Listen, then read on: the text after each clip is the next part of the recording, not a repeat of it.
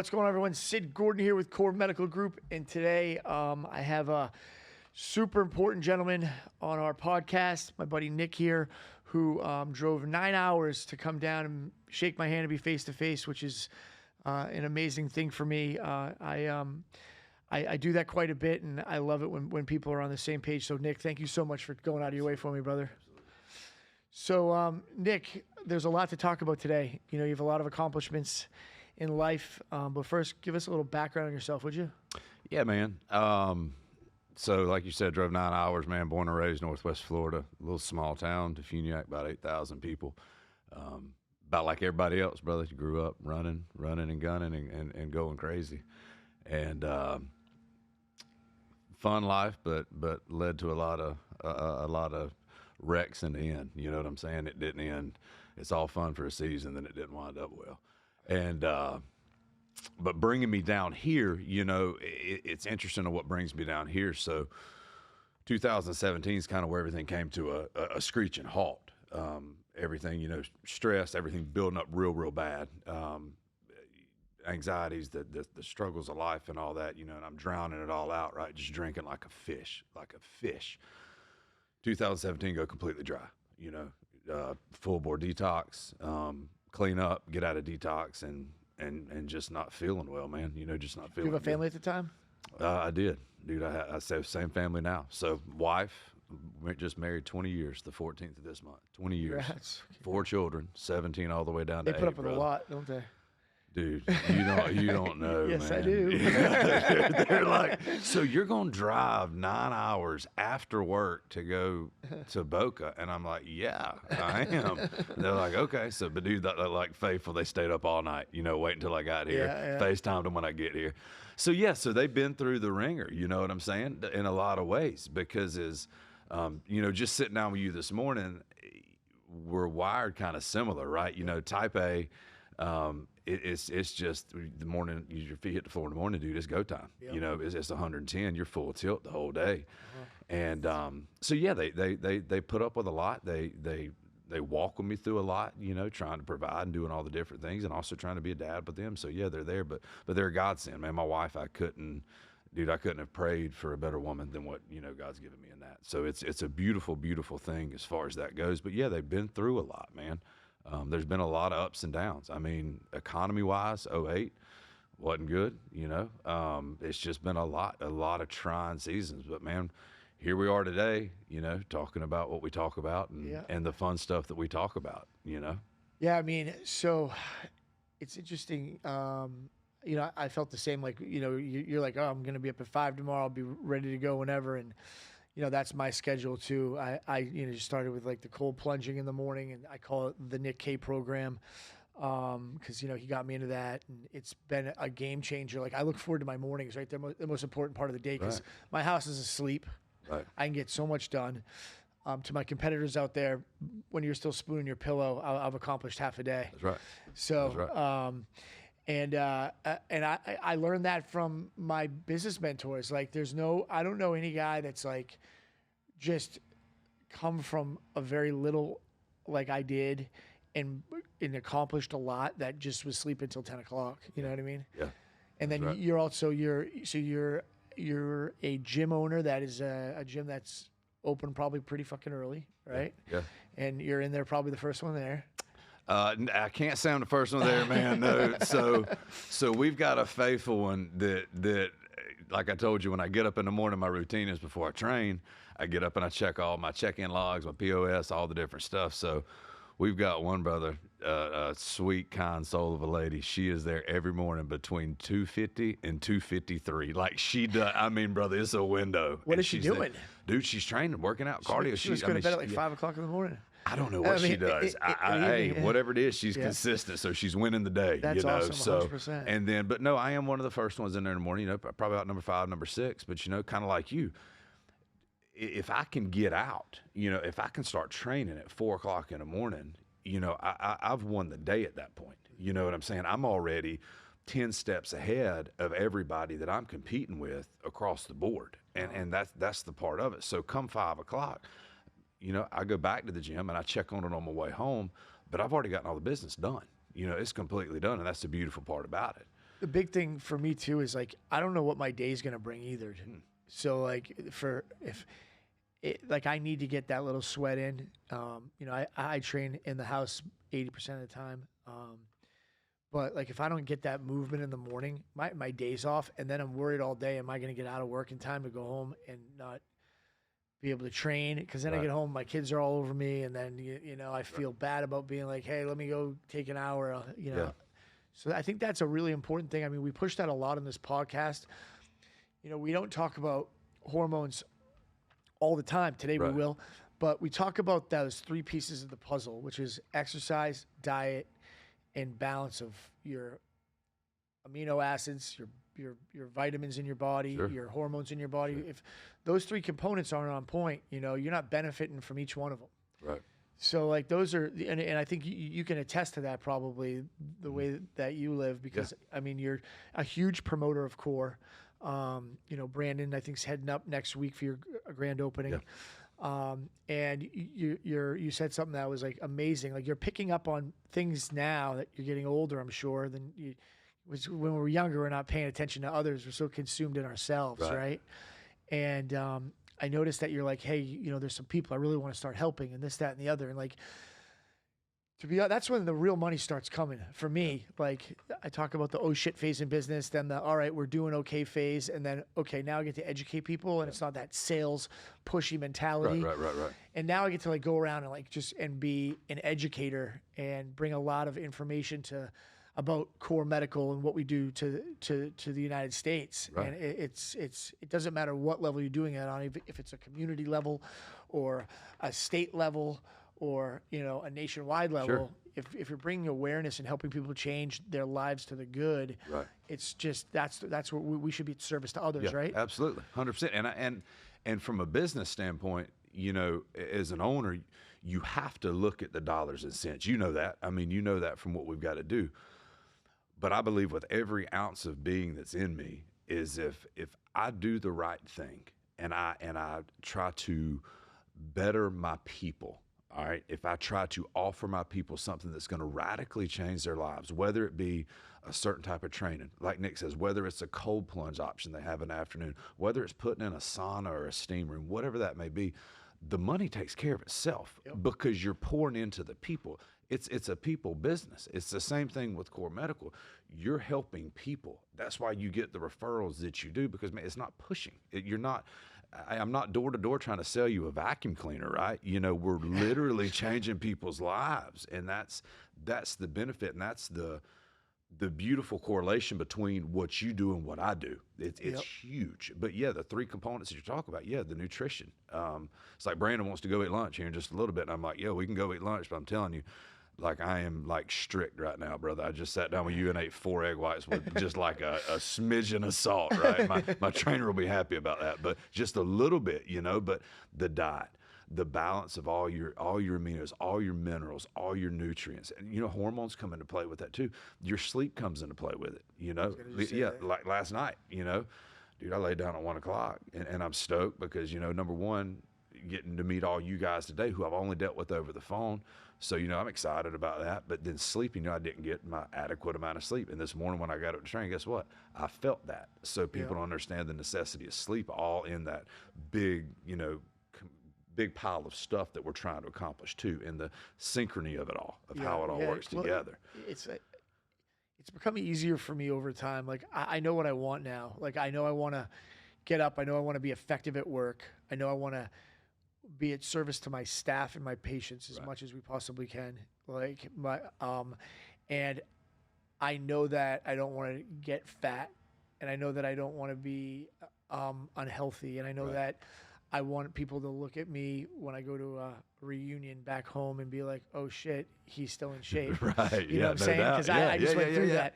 And the thing is that you can't do what we do if you're not living a healthy lifestyle. People aren't going to follow the lead, you know? It's the funniest thing in the world. Like you know, we talked about some other gyms before, but like you go into like some gym and you see this like fat, out of shape trainer. You're like, what the fuck is going on here, dude?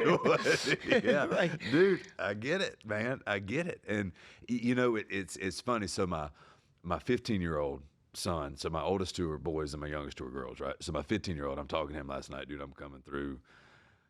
Hell, I don't know where I'm coming through. I mean, it's somewhere. I'm on 75 is all I know. I mean, it's 10 o'clock. I'm talking to him, and we got to talking about the health side of things, right? And, talking about why I'm doing what I'm doing today. Why? He's like, Dad, why are you? I was like, Dylan, because we want to change people. I said, look at our family. Look at our family, right? I was like, and I'm not putting us up on a pedestal by no means, but my wife and I both are, religious about training, faith, training, all of the things that I think make the nucleus of a person. And now all of a sudden we're seeing our children. We're seeing my 17-year-old, not as much as my 15-year-old, my 13-year-old. My oldest one's on the spectrum, so it was a little bit different there. He still trains with me, but we do the same things a little bit different with him. But my 15-year-old, he's picked it up and he's wanting to put in the work. My 13-year-old plays volleyball. She's wanting to put in the work. And I said, Dylan, when you step back, right, and you look at this, you're setting the next generation up for success by just modeling what we're doing. Not to mention his friends see it too. Yeah. And so now his buddies want to you're go. the cool guy. You got the gym Dude, in town. Guess what? Yeah, guess what? His buddy joined. What's today? Today's Friday. His buddy went up there. His best friend went up there and joined Wednesday because he sees him train. I said, we're trying to help folks, man. So that's where you're at as far as talking about what we're doing and what we want out of it, man. So how'd you find Core? So I was in my second job. Actually, my first job's a dad, but in my real job, right? In my real job, I do high end, windows and doors. That's what I've done for 23 years. So I'm in Rosemary Beach, and I'm working with a client of mine on an interior build out, helping him figure out how we're going to design to basically put in a huge IV bar, cryo chamber, stuff like that. And we got to talking about hormones. And he used to be a MPC judge, some different things like that. We got to talking through it. And I said, Mike, his name's Mike. I said, Mike, I said, dude, I was like, I don't feel good, man. I was like, I don't feel good. This was after 17, so I'm dry, right? Completely dry. Everything, I'm eating better. I'm training. But I was like, dude, I don't feel good. He's like, you've been to the doctor? I said, yeah. I said, I've been to my GP twice. I don't have the same GP anymore, but I went to my GP twice. And I was like, dude, my testosterone comes back, and I don't know a lot at that point in time, but I know enough to read the daggum range is from 264 to 960, and I'm sitting at that's for an 18-year-old all the way to an 80-year-old. Yeah, right. And I'm sitting at 318, right? And I'm 34 at the time. I'll be 40 this year, so I'm 34, and I'm sitting at 318. And he's like, man, you're fine. And I'm like, dude, I am not fine. Like, I don't feel good. Like, give me 1 o'clock. Like, I need to go take a nap. That's not right. So anyhow, I'm talking to Mike about that stuff, and he's like, man, I got a guy I need you to talk to. So he shoots me Mel's contact. And so I buzz Mel the next day. Hey, Mel, Mike gave me your number. He's like, oh, yeah, as Mel does. Yeah. Dude, super cool. I mean, just as 45 minutes later. Dude, so no, this one was quick because he was getting on a plane. Like, no, seriously, he's getting on a flight. He's like, brother, I hate to cut you off, but I got to jump. He's like, I'm fixing to hook you up with Brandon. Brandon called me about 10 minutes later. And we talked for 10 minutes. We did all the stuff. He sent me all the DocuSign, everything that we had on there, set me up with the labs, got the labs back, gives me the protocol. He calls me. He said, send me the labs. And, dude, train wreck, complete train wreck. And so the GP wasn't checking everything? Or no, dude, they didn't. They didn't check free. They did not check free. They didn't check my binding globulin. They did not check estradiol. For years of abuse of anything, those sexual binding globulins can clog your pituitaries, all screwed up. Your liver enzymes are probably elevated like across the board. Yeah, dude, my liver enzymes, matter of fact, Betsy, every single time I talk to Betsy, and I love her to death, but every single time my liver enzymes are up just a hair. And dude, like I said, I've been sober for almost 7 years now, and it's just the nature of the damage that we do. Right now, it's a lot better than it was, but they didn't check everything, and I asked for simple stuff, vitamin D's, and I didn't get it, and so come to find out with Core, I get the panel and I get my blood, and this is my first lab, right? So 26, 28, 23, however many panel, I mean, it's 3 pages, right? 26 panel pull. So I'm sitting there reading it, and I got a little bit of sense about it, but I'm like, I don't understand. So I get on the phone with Betsy, dude, I'm deficient in D. A dude who's in the sun all day long, come to find out, I think 60% of America is deficient in D. More now, yeah. It's a lot more. It's a absorption rate of the sun and all sorts of stuff that comes into play. Like That's why we designed the testosterone that you can just add the vitamin D right to it. Right to it. Yeah. Yeah. And so then she gets into my track record, you know, of all the years of all the different things that have been abused, for lack of a better word, right? And it just it ripped my endocrine system apart, right? And so the GP did what the GP knows to do. You know, I mean, he's not an endo, man. He's just Not a specialist. he's not a specialist in what we're doing. But from that moment, buddy, I'm sold. And I don't mean sold like, you know, hook, line, and sinker, but I knew what I was getting, and I was able to talk to them about what I was getting. So they put me on the protocol. Yeah. All the extra things that I put with it, the HCG, you know, the Arimidex, all the different stuff. And then we work hand in hand to try to make sure we get the dosing right on all those. So that's how I got hooked up with Core. And that's why I'm still with Core. Like, I text Brandon on the way down here last night. I was like, dude, how long have I been talking to you? He's like, 5 years and some change. That's he's great. He's like, I've been here. He's been over 5 years. He's like, you weren't too far after, he started. Yeah. So, and dude, hadn't missed a beat. I can pick up the phone anytime. And you know, what does it look like? But it's a big deal. But that's how I got hooked up. So it started with Mel, and then it's Brandon. B's my boy now, man. Yeah, he's the best. I mean, these guys, and I don't even tell them to do it. So, like, Mel had, you know, that bad hurricane over at his house this past year. Right. And it was Travis, who you'll meet today, and I couldn't get in touch with him. And Mel is, I've said this before on this podcast, I love you, Mel. He's not a prepper. Like, he's not prepared for a fucking Category 5 hurricane. So he had like a 1,000-watt generator with like 1 5-gallon of gas, like 2 cases of water, and some ramen noodles. Nice. Right. And so I'm like, I know he's fucked. So I load that truck up, dude. I load that truck up, and Travis is like, you know, an Army guy, was in Q course. Like, he's a badass motherfucker. And he's like, bro, I'm gonna map this storm out. We're gonna cut right through it, bro. We're gonna get right over there, and as soon as it's clearing, we're gonna be coming right around. And we're gonna get right to Mel's house. So we leave at like fucking 1 a.m. and we come across the center part of the state. I kid you not, right? We went up Beeline Highway and cut across 98 and 70s this way. So we had to go like another hour and a half out of the way to come down in. I look over across this orange grove, and I just see the fucking hurricane just tearing up fucking everything, like maybe a mile from me across this huge grove. I'm like, he's like, wow, that was close. It's a good thing we were going faster, you know? It was wild. Wow. And then we came back down and ended up getting on this main road, and I had a 200-foot pine tree fall across the road in front of me, went down into the median up and around. Then I watched an 18-wheeler flip over, houses underwater. I have some pictures I can show you later. Maybe we can put them on this podcast. But it was wild. I show up at his door, and I'm banging on the hurricane shutters. His roof's gone. And Travis and I get out, and I'm banging on the door, and I'm like, Mel. And then I'm like, don't shoot me. Well, you don't have a gun. Don't let your wife shoot me. He's like, Sid? And he fucking opens the door up, dude. And this is Mel now, not 15 years ago. He fucking goes to the ground, starts crying, bro. He was like so grateful. Gave him a sat phone. I had everything in the world, tarps for his roof, the whole 9 yards. And we were in and out of there like 40 minutes. But the crazy part is I told Brandon and a couple other guys how bad it was over there. And dude, my staff starts going through their book and finding all their patients in that area and starts calling them on their to make sure that they're all right and see if they need anything. Yeah, it was wild. And like, I try to breed a certain type of man in the office, and I'm pretty strict about it. Like, if someone calls you, you call them back. You don't text them. Like, I can't catch a tone through a text. Let them hear this sincerity in your voice. Right. Like, you know, don't just call them when you want money. Build a relationship, because a lot of these dudes are cool as fuck. Hence the reason why you're here, right? And Brandon speaks the world of you. But, you know, that made me feel real good to see them, like, they legitimately, like, went to the girl that's in charge of all the marketing, was like, hey, can we have a list of everyone that got hit by the hurricane? They sat there and called all day. Right. And, like, that was, I didn't even think about that, which was awesome. But that's what sets you apart, though, Sid. That's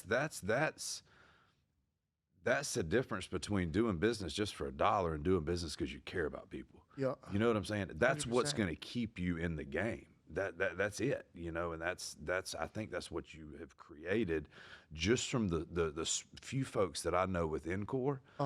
Dude, a few folks, I think you've sent us freaking 30. I know. Well, I know them from back there, but like the folks that I know that work for you, That's the Oh, yeah. mentality that they all have, though, man. Yeah, it's And that's why I'm so comfortable because, man, recommendations with me are a big deal, right? It's a big deal. I don't refer people to folks that I do not trust. That comes from both industries that I'm in. But I fully, with everything I have, I trust when I know somebody's going to talk to Brandon. I know somebody's going to talk to Mel. I don't know Nick. I don't know them personally, but I'm sure they hold the same type, character. That means the world to me. Yeah. To be able to have that confidence and recommending them to you. So well done, man. I mean, well done. Thank you so much. I mean, we were kind of touching on it before upstairs. Like, so when you become a honest, successful businessman, Right.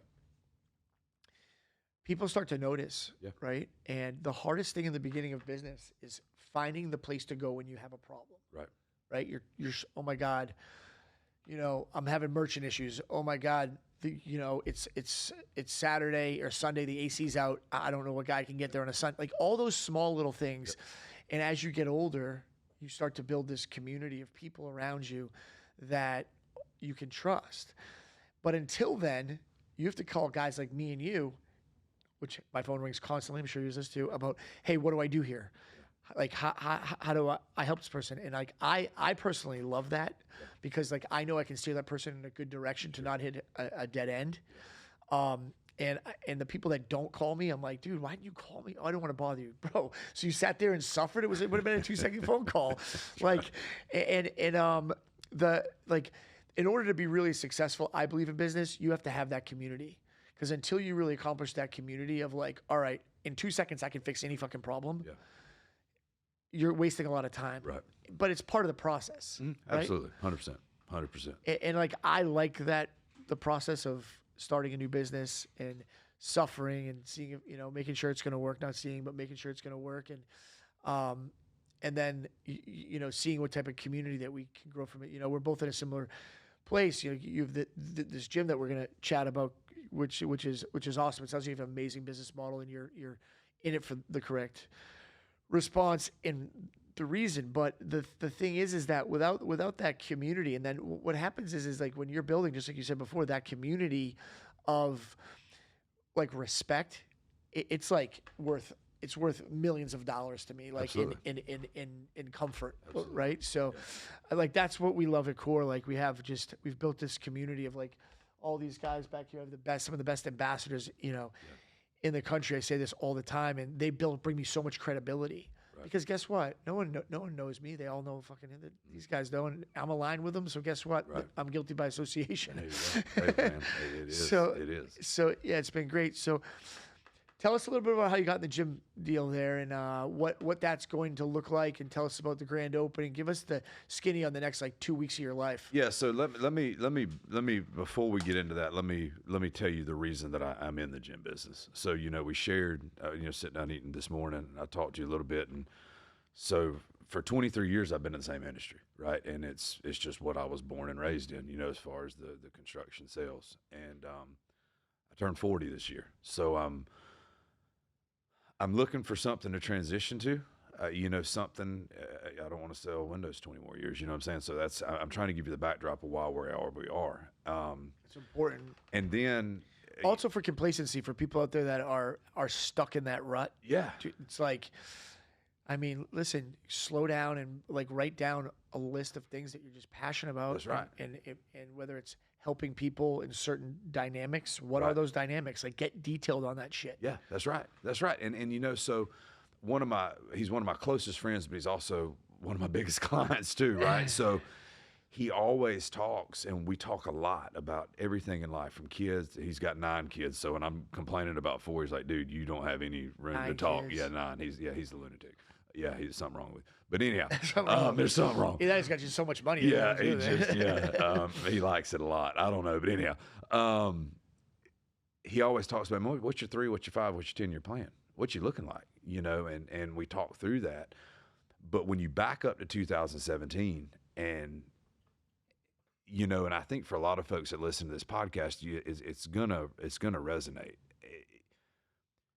Sometimes it takes you getting to the bottom before you can really see where you're going. Yep. So sometimes everything in your life has to be snatched out from underneath you to understand where the path is at. Just like you just talked about that hurricane, right? So you're driving through and your buddy takes you south and you see the train wreck up here, but it took you getting on this road. So in 17, it took me getting to the bottom to where, I mean, all joking aside, family, job, I mean, everything that I had was about to be gone because of, my issues with alcohol, right? So I don't drink. I don't condemn drinking. I don't personally don't drink. That's just me.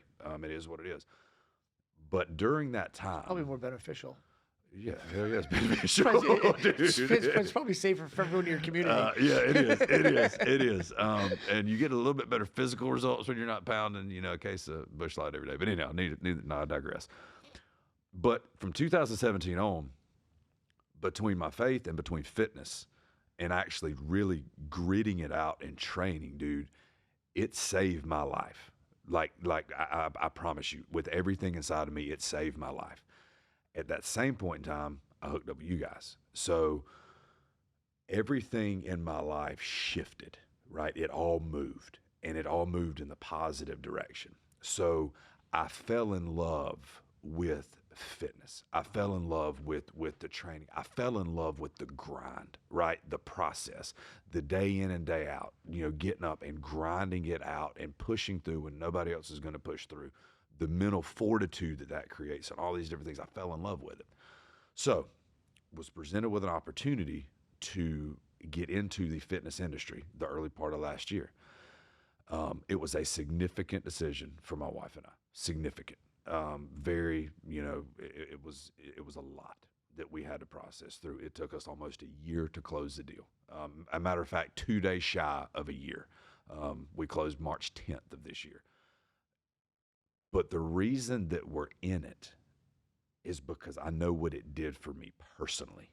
Like, I know that. You have the passion. Yeah. And so it's not, yes, do I have to look at numbers? Sid, I got to look at numbers. I got to look at members. I got to look at how much we charge members. I got to look at how much the power bill is. I got to look and see. Well, if you don't do that, you're not going to be there to support them. That's, you know what I'm saying? But you got to do those things. But at the end of the day, it's about the people that we can pour into, right? So with Main Street, what we're doing is, and you talk about staff.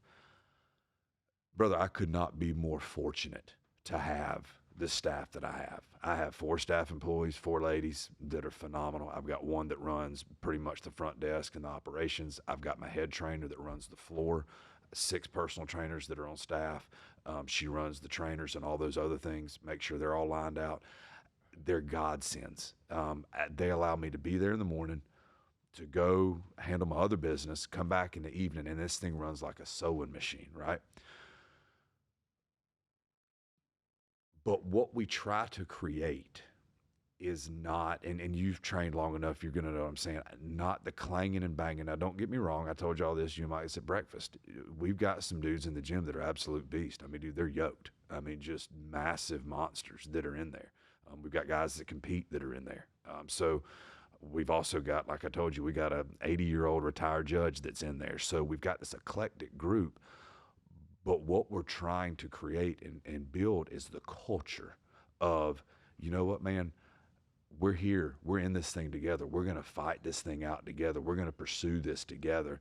And coming from a town the size that we are, where it's small, dude, 9,000 people, you know what I'm saying? I told you at breakfast, you can go to Walmart, and it's going to take you 3 hours. I don't go to Walmart. I don't do the shopping. Praise God for my wife. I don't do that. I don't want to see that many people. But end of the day, you're going to talk to 60 people because the community is that tight-knit. Well, we're basically taking that and putting that in the gym. And what the future holds, I don't know, man. Down Highway 90, there's a lot of small towns just like us. Yeah, so, yeah. Who knows? Who knows where we go from here? Well, I mean, the great thing is, too, is like, I talk about this a lot when I business mentor people, and the phrase sounds bad, but I said to you upstairs, it's called controlling bodies, right? Right. And if you're controlling bodies in the right manner, it's a beautiful thing, because there's a lot of people there's a lot of people, and you know this from where you came from, you know this from being around for a while, that spend their entire fucking life getting up at 8 o'clock in the morning, getting to work at 9, giving themselves an hour to get to work, doing the same exact thing Right. over and over again, going home, getting fast food, sitting in front of the television, and not experiencing life at all. Yeah. Right? So from your breakdown of what you just told me about what you're putting together with that gym, that person that is living in that shell, in my opinion, living miserably. 100%. Absolutely. Right? Maybe they're not miserable, but they're not experiencing life, right? So I have friends back home in Boston that I've been down here for 23 years. I have one friend that visits me habitually. He's amazing. He's the busiest person in the world. He drives the chief around. His son has stage 4 neuroblastoma cancer. He gets diagnosed at 6 months old. The kid lives in a hospital, but he still comes down here to see me. My other friends choose not to come down here to see me. They don't leave. I can tell you exactly where the fuck they're going to be at each bar right when they get off work every single day. Right? If that's what you love to do, great. Hats off to you. But what I'm getting at is that you're building a community for a few different reasons of what I see. Number one, people now have a place to go to socialize. The world's creating inverts. Like badly.